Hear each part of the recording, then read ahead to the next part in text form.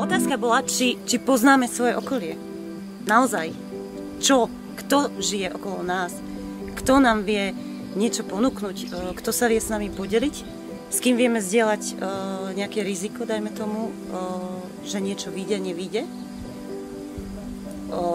Ako to vieme využiť vo svoj prospech nejakým spôsobom? A tá pomoc ako ľuďom v svojom okolí a zároveň aj sebe, hej? Keď nám záleží na tom, čo jeme, ako sa správame a podobne, že akým spôsobom si vieme sami sebe pomôcť a zároveň aj niekomu inému.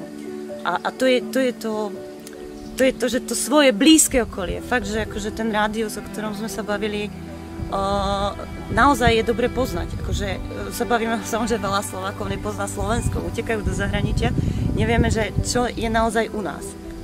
A u nás ako Slovensko je globál, áno, že nepoznáme jednotlivé mestá, dediny a krásne prírodné javy, to je jedna vec, ale že nepoznáme tých ľudí, ktorí sa naozaj o niečo snažia, tvrdo makajú a potom príde možno blbý rok a je to všetko v zadku, hej, alebo tak. A to si myslím, že to je taký ako hlavný problém, že ako nevedomosť možno, že to svoje okolie nepozná.